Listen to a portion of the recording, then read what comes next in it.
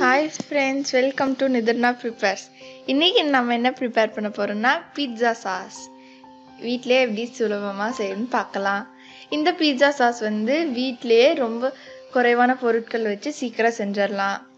நான் போன வீடியோல பீட்சா பண்ணிருந்தேன். அதுக்கு நான் இந்த சாஸ் தான் யூஸ் பண்ணிருந்தேன். இப்போ நம்ம செய்ய ஆரம்பிச்சிடலாம். அதுக்கு நம்மளுக்கு தக்காளி தேவை. நான் 7 தக்காளி எடுத்திருக்கேன். அதோட காம்பு பகுதியை கட் பண்ணி எடுத்துக்கோங்க. இந்த மாதிரி பண்ணிங்கன்னா ஈஸியாக வந்துடும். அதுக்கப்புறமா பின்னாடி ஒரு எக்ஸ் மாதிரி போட்டுக்கோங்க. அப்போ தோல் உரிக்கிறதுக்கு ஈஸியாக இருக்கும். இப்போ நான் எல்லாத்தையும் போட்டு பாயில் பண்ணிடலாம். அதுக்கு ஒரு பாத்திரத்தில் தண்ணி ஊற்றிக்கோங்க. இப்போ நம்ம ஒன்று ஒன்றா அந்த தக்காளியை சேர்த்துடலாம்.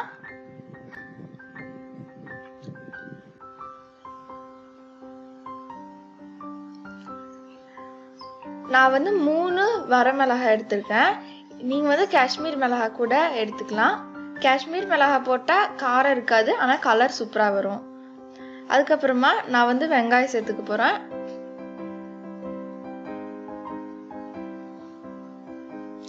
ஒரு கலக்கி விட்டுட்டு மூடி வச்சிடுங்க.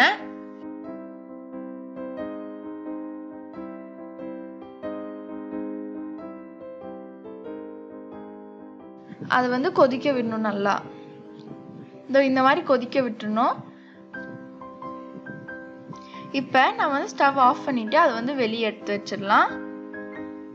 இது மேக்ஸிமம் ரெடியா இருக்கு ஒரு 5 to 10 நிமிஷம் ஆகும். இப்ப எனக்கு இப்ப கரெக்டா 7 நிமிஷம் ஆயிருக்கு.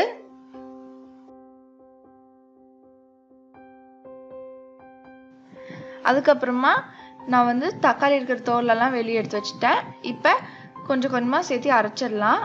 அரைச்சக்கப்புறமா ஒரு பேனில் எண்ணெய் சூடு பண்ணிக்கோங்க. நான் 1 டேபிள் ஸ்பூன்லேருந்து 2 டேபிள் ஸ்பூன் போல் எண்ணெய் சேர்த்துக்கிட்டேன்.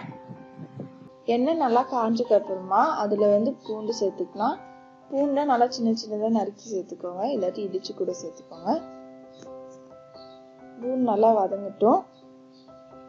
பூண்டு நல்லா வதங்கினதுக்கு அப்புறமா நம்ம அரைச்சி வச்ச தக்காளி பேஸ்ட்டை சேர்த்துடலாம்.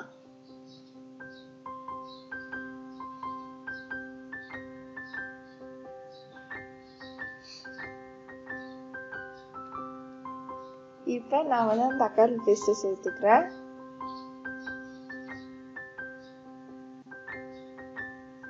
தக்காளி பேஸ்ட்டை நல்லா கொதிக்க விடணும். மிக்ஸ் பண்ணி கொதிக்க விட்டுருங்க.